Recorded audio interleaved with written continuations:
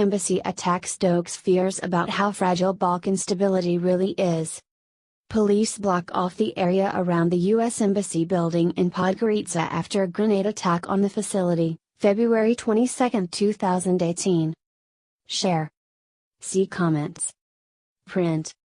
As investigators tried to piece together the motive in a grenade attack on the U.S. Embassy in Montenegro, concerns that the incident could shatter improved stability in the Balkans show just how fragile the situation remains as the West and Russia battle for influence in the region. A 43-year-old Serbian war veteran threw an explosive device onto the U.S. Embassy compound in Podgorica overnight Thursday before blowing himself up outside the compound, the Balkan country's police said. The U.S. State Department said it did not know the motive or whether the assault was meant to be a suicide attack. But regional experts said it highlights how volatile the situation remains just below the surface in Montenegro, the NATO security alliance's newest member, and the region as a whole. Since January 1, we've seen a political assassination in Kosovo, a bombing attack in Montenegro, and Russian-trained paramilitaries assisting the rearming of the Didik regime in Bosnia. The temperature keeps rising in the Balkans, but few in Brussels or Washington seem concerned, said Jasmine Lajanovic, a political analyst and author of Hunger and Fury, The Crisis of Democracy in the Balkans, based in Durham, North Carolina. We will have to see how this develops, as a political point and narrative, especially within the context of the border confrontation between Russia and the EU and NATO in the region. The target is highly symbolic and charged in that regard, especially given the attacker's apparent military background. And also because of Montenegro's only recent NATO accession, the apparent Russian, attempted, coup to thwart it, and the looming elections which are paving the way for the return of former Prime Minister, Milo Djukanovic, he added.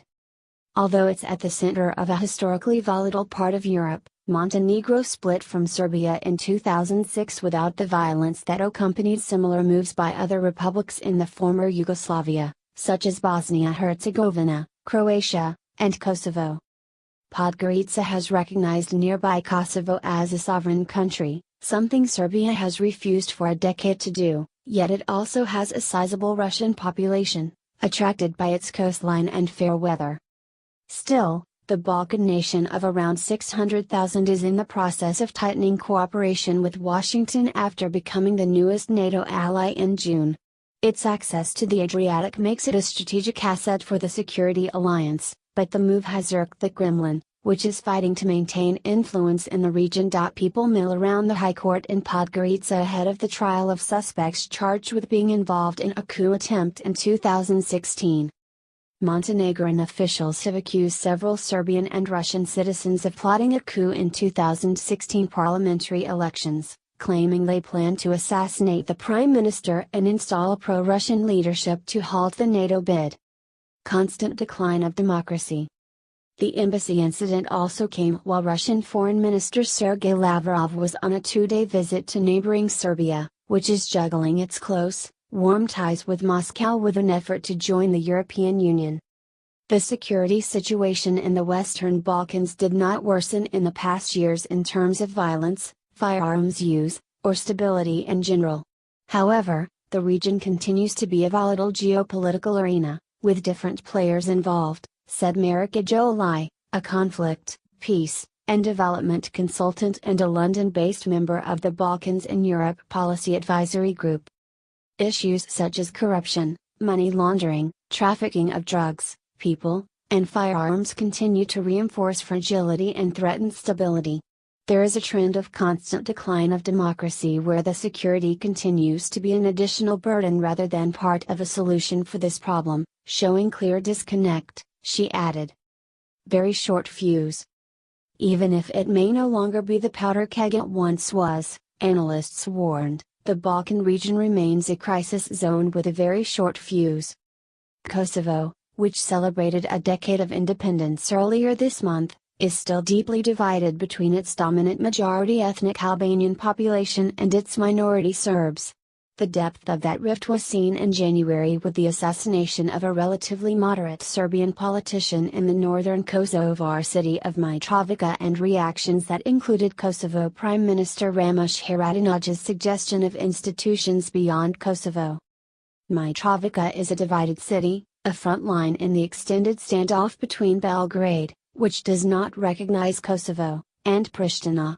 Hardly a month goes by without an incident there, despite the presence of EU and NATO forces. A police officer stands guard outside the U.S. Embassy in Montenegro's capital Podgorica, February 22, 2018.